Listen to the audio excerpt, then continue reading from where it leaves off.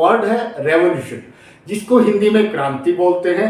इस वर्ड को जब भी हम सुनते हैं तो हमारे माइंड में एक ही बात आती है कि रिवोल्ट करना, बगावत करना, पलट देना, सरकार को गिरा देना। अगर पुराने टाइम की बात की जाए, जो राजे महाराजे होते थे उनको पलट देना, नया राजा बनना रिवॉल्यूशन कहलाता था।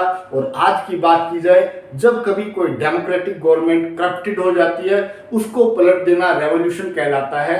ऐसा जनरली हम मानते हैं। एक्चुअल में रेवोल्यूशन की इससे ज्यादा बड़े मीनिंग होते हैं। इसी बात को समझने के लिए मैं मुकेश सामान आप सभी का नॉलेज कल्टीवेशन चैनल में स्वागत करता हूं। और आज इस वीडियो की हेडिंग है मीनिंग ऑफ रेवोल्यूशन, जिसको हम हिंदी में क्रांति बोलते हैं। तो सबसे पहले हम जान लें क्रांति होती कब है। जब काफी सारे लोग, यानी कि पूरी सोसाइटी के जब लोग एक ही सिस्टम से बोर हो जाएं, फ्रस्ट्रेटेड हो जाएं, या कोई काम करने का मेथड है उससे जो आउटपुट आती है इतनी पूरी नहीं आती कि हमारी जो रिक्वायर्ड डिमांड्स हैं उसको फुलफिल कर दे वो काम करने का तरीका, तब रेवोल्यूशन होता है। रेवोल्यूशन कई टाइप से होता है, आगे इसको देखते हैं। पहले डेफिनेशन देखते हैं। टू चेंज द गवर्नमेंट को चेंज करना, ओल्ड सिस्टम, सोसाइटी में जितनी भी तरह के जो पुराने सिस्टम है उनको चेंज कर देना, सोसाइटी को चेंज कर देना, मेथड्स और थॉट्स, लोगों के काम करने के मेथड और विचारों को भी चेंज कर देना रेवोल्यूशन कहलाता है। क्यों चेंज कर देते हैं? In favour of new system, ताकि एक नया सिस्टम खड़ा हो सके। कहने का मतलब सोसाइटी के अंदर जो पहले था अब नहीं होगा, जो पुराने तरीके थे वो अब नहीं अपनाए जाएंगे, जो पुराना रूल था वो नहीं अपनाया जाएगा, जो पुराने लीडर्स, नेता या रूलर होते थे उनको भी नहीं अपनाया जाएगा। सोसाइटी में जो कंप्लीट चेंज होता है उसको हम रेवोल्यूशन बोलते हैं। A complete change in the society is known as revolution. आगे देखते हैं स्टार्ट कब होता है। जब लोग फ्रस्ट्रेटेड हो जाए या किसी एक ही तरह के काम से बोर हो जाते हैं तब रेवोल्यूशन होता है। When the old system makes the society frustrated, society के अंदर जो पुराना सिस्टम है लोगों को फ्रस्ट्रेटेड कर देता है, लोगों में गुस्सा आ जाता है। और the existing system is boring, या जो एग्जिस्टिंग सिस्टम है बोरिंग है, उससे कोई बढ़िया आउटपुट नहीं आता। और is not able to fulfil the required demand, जो लोगों की डिमांड है उसको फुलफिल नहीं कर पाता पुराना सिस्टम, तो रेवोल्यूशन आता है। कई बार आपने देखा होगा कुछ गवर्नमेंट्स बढ़िया काम नहीं करती, उनका कंट्री अच्छे से प्रोग्रेस नहीं करता, कंट्री प्रोग्रेस नहीं करता, इसीलिए लोग उस गवर्नमेंट को चेंज करके नई टाइप के लोग गवर्नमेंट में आते हैं। पुराने जितने भी लीडर्स या नेता होते हैं उनको भुला दिया जाता है और हटा दिया जाता है। अब नेचर देखते हैं रेवोल्यूशन की क्या होती है। किसी भी कंट्री में एक बार किसी एक टाइप का जब रेवोल्यूशन स्टार्ट होता है, ये कई दूसरे टाइप के रेवोल्यूशंस को भी जन्म देता है, या यूं कह सकते हैं स्टार्ट कर देता है। और ये जो रेवोल्यूशन है इसकी नेचर एक न्यूक्लियर रिएक्शन की तरह होती है। जिस टाइप से हम एक बार शुरू किए गए किसी भी न्यूक्लियर रिएक्शन को नहीं रोक सकते, इसी तरह कंट्री में एक बार रेवोल्यूशंस आने शुरू हो जाएं तो बार बार अलग अलग टाइप के रेवोल्यूशंस आते हैं।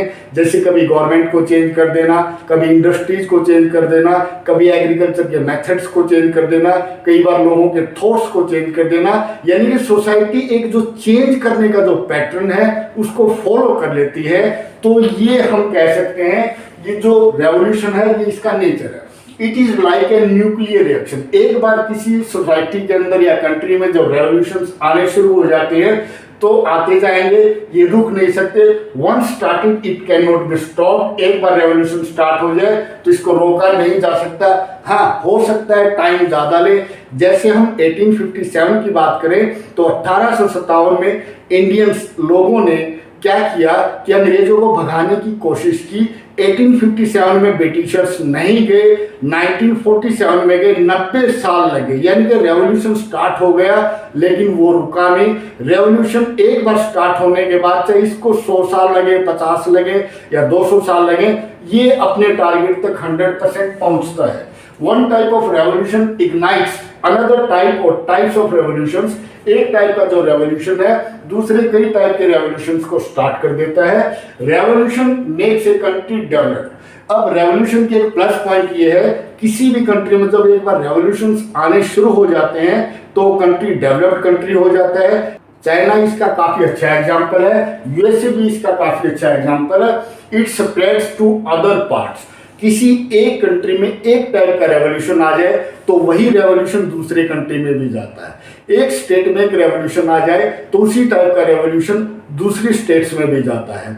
ये रेवोल्यूशन है, एक जगह से दूसरी जगह 100% पहुंचेगा, टाइम कितना लगे ये देखा जा सकता है। एक हिसाब से देखा जाए जो सिविल वॉर होता है, जिसको हम हिंदी में गृह युद्ध बोलते हैं, आज वर्ल्ड के कई कंट्रीज में ये जो सिविल वॉर है ये चल रहे हैं, ये भी एक टाइप से रेवोल्यूशन है। यानी कि जो सत्ताधारी लोग हैं, जो कंट्री को गवर्न करने वाले लोग हैं, जो गवर्नमेंट में लोग बैठे हैं, उनको कुछ लोग हटा देना चाहते हैं, इसी को हम सिविल वॉर कहते हैं।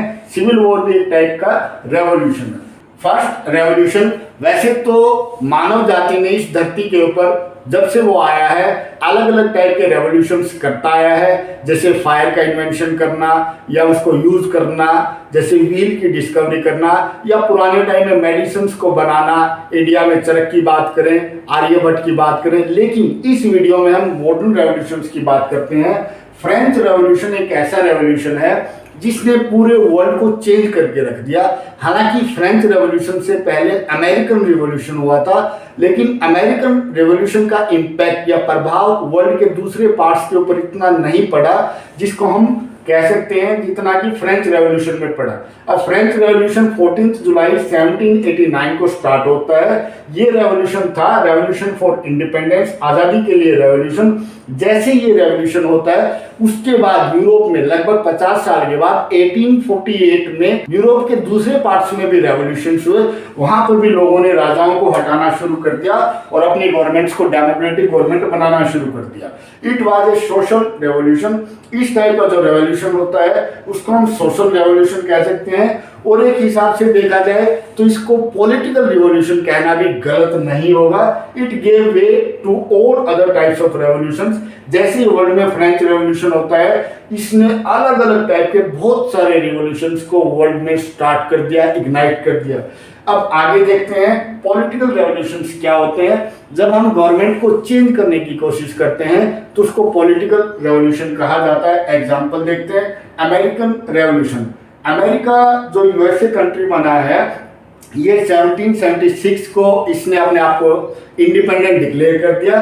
इसको हम अमेरिकन रेवोल्यूशन बोलते हैं। रशियन रेवोल्यूशन 1917 में हुआ था। यहाँ पर लोगों ने जो जार का मतलब वहाँ का जो रूलर था उसको जार कहते हैं, उस जार फैमिली के लगभग 200 लोगों को मार दिया था लोगों ने। इसको हम रशियन रेवोल्यूशन बोलते हैं। फ्रेंच रेवोल्यूशन अभी आपने देखा। चाइनीज रेवोल्यूशन, चाइना ने अपनी आज़ादी प्राप्त करने के लिए 1948 के अंदर जो रेवोल्यूशन किया उसको हम चाइनीज रेवोल्यूशन बोलते हैं। यूरोपियन रेवोल्यूशन, यूरोप के अंदर 1848 के अंदर जितने भी कंट्रीज हैं उन सभी कंट्रीज ने अपने रूलर्स को हटाकर अपने यहाँ पर डेमोक्रेटिक गवर्नमेंट बनाने की कोशिश की। उसको यूरोपियन रेवोल्यूशन कहा जाता है। इंडिया का रेवोल्यूशन 1857 में स्टार्ट होता है। जब ये पॉलिटिकल रेवोल्यूशन किसी कंट्री के अंदर जब सरकारें पलट जाती हैं तो लोग आगे बढ़ना चाहते हैं, अपनी अर्निंग को बढ़ाना चाहते हैं। उसके बाद आता है industrial revolution. Industrial revolution political revolution से स्टार्ट हुआ था। ये ग्रेट ब्रिटेन में स्टार्ट हुआ है। कहा जाता है 1760 और 1840 के बीच का जो पीरियड है ये इंडस्ट्रियल रेवोल्यूशन का पीरियड था। ये रेवोल्यूशन क्यों स्टार्ट होता है? स्टीम इंजन, यानी कि कोयले से भाप बनाना और उस भाप से इंजन को चलाना, उससे बड़ी बड़ी इंडस्ट्रीज को चलाना आसान हो गया। 1698 के अंदर थॉमस सेवरे नाम के एक आदमी ने स्टीम की पावर को समझा और एक पहला स्टीम इंजन बनाया। और इसके बाद थॉमस न्यूकॉमन ने इस इंजन को और मॉडिफाई किया 1712 के अंदर। उसके बाद जेम्स वाट ने इसको और मॉडिफाई किया। उसके बाद इंडस्ट्रियल रेवोल्यूशन स्टार्ट होता है। जो इंडस्ट्रियल रेवोल्यूशन है ये कॉटन टेक्सटाइल यानी कि जो वस्त्र निर्माण उद्योग है वहां से ये स्टार्ट होता है। इंडस्ट्रियल रेवोल्यूशन के बाद आता है ट्रांसपोर्टेशन रेवोल्यूशन। इंडस्ट्रीज में जो प्रोडक्शन होती थी उस प्रोडक्शन को लोगों तक पहुंचाने के लिए कोई ना कोई मीन्स ऑफ ट्रांसपोर्टेशन चाहिए होते थे। जो स्टार्टिंग में मीन्स ऑफ ट्रांसपोर्टेशन थे वो थे ships, trains, trucks, buses etcetera. और इन चलने वाली चीज़ों को पावर मिलती थी स्टीम इंजन से। जो स्टार्टिंग वाले मीन्स ऑफ ट्रांसपोर्टेशन थे उनमें इंजन स्टीम्स के होते थे। उसके बाद कार्ल बेंज ने पेट्रोल इंजन बनाया 1779 के अंदर। इसके बाद फिर रुडोल्फ डीजल ने एक डीजल का इंजन बनाया 1893 के अंदर। और 1897 के अंदर जो रुडोल्फ का डीजल इंजन था उसको लार्ज स्केल के ऊपर बनाकर जो मीन्स ऑफ ट्रांसपोर्टेशन थे उनमें फिट किया जाने लगा। इससे जो ट्रांसपोर्टेशन के जो मीन्स थे उनकी लोड कैरिंग कैपेसिटी बढ़ गई, यानी कि ज़्यादा दूर तक ज़्यादा वेट को ले जाने के हम सक्षम हो गए। इसके बाद आता है ग्रीन रेवोल्यूशन। जब लोगों को इतनी सारी फैसिलिटीज मिल गई तो लोगों की पॉपुलेशन बढ़ने लगी। इस बढ़ती हुई पॉपुलेशन को खाना कैसे मिले, नए तरीके एग्रीकल्चर में अपनाए गए। इसको हम बोलते हैं green revolution. Norman Borlaug USA के थे। इन्होंने 1950 और 60 के बीच में 10 साल एक एक्सपेरिमेंट किया और उस एक्सपेरिमेंट में काफ़ी ज़्यादा प्रोडक्शन बढ़ गई एग्रीकल्चर के फील्ड में, तो इसको हम ग्रीन रिवॉल्यूशन बोलते हैं। नॉर्मन बोरलॉग को 1970 में इस काम के लिए नोबेल प्राइज भी मिला था। अब बात करें इंडिया में, MS स्वामीनाथन, ये इंडिया में ग्रीन रेवोल्यूशन लाने वाले पहले व्यक्ति थे। इन्होंने 1965 में इस सिस्टम को इंडिया में अपनाने की कोशिश की और 1967 में इसके रिजल्ट्स आने लगे। यानी कि बढ़ती हुई पॉपुलेशन को जो फूड मिला है ये ग्रीन रेवोल्यूशन के कारण मिला। जब लोगों का पेट भर गया तो ये देखा कि कुछ बीमारियां आने लगी। अब बात करते हैं मेडिकल रेवोल्यूशन। ये मेडिकल रेवोल्यूशन काफी पुराना है, यानी कि आदिकाल से लोगों ने जड़ी बूटियों से अपना इलाज और बीमारियों को ठीक करने के मेथड्स को ढूंढने की कोशिश की। लेकिन अगर मॉडर्न वर्ल्ड की बात की जाए तो 18th सेंचुरी के अंदर मेडिकल रेवोल्यूशन स्टार्ट होता है। मॉडर्न का मतलब होता है जो सर्जरी के इक्विपमेंट हैं या नई नई टाइप की मेडिसिन हैं या जितने भी टाइप की जो मेडिकल फील्ड में हेल्प करने वाली चीजें हैं ये 18th सेंचुरी से स्टार्ट होती हैं। जनरली ये यूरोपियन कंट्री और अमेरिका में इसकी स्टार्टिंग हुई थी। अब बात की जाए कल्चरल रेवोल्यूशन की, सुनने में अजीब लगेगा, वैसे चाइना के अंदर 1966 के अंदर जो रेवोल्यूशन हुआ था वो कल्चरल रेवोल्यूशन कहलाता है। इसके अंदर था क्या, कम्युनिस्ट गवर्नमेंट ने चाइना को पूरी तरह से घेर लिया था और 1966 में लोगों ने कोशिश की वो भी वर्ल्ड के दूसरे लोगों से मिले जुले और कल्चर को एक्सचेंज किया जाए, तो इसको हम कल्चरल रेवोल्यूशन बोलते हैं। इसी टाइप के कुछ और भी रेवोल्यूशंस हैं, जैसे IT इंफॉर्मेशन टेक्नोलॉजी के फील्ड में जो रेवोल्यूशन आया था, white revolution, silver revolution, blue revolution. आजकल जो लेटेस्ट है it is gene revolution. Gene revolution क्या होता है, जो नई नई टाइप के वायरसेस बनाना या जो पुराने वायरसेस हैं उनको समझना ताकि हम बीमारियों को ठीक कर सकें। और आजकल एक नया जो नेगेटिव इफेक्ट जो हम देखते हैं जो जीन रेवोल्यूशन का वो ये है कि वर्ल्ड में नए टाइप के वेपन्स बन गए जिसको हम बायोलॉजिकल वेपन बोलते हैं। ये सारे जीन रेवोल्यूशन की देन है। तो ये थी आज की वीडियो, अगली वीडियो में फिर मिलेंगे। Till then have a nice day.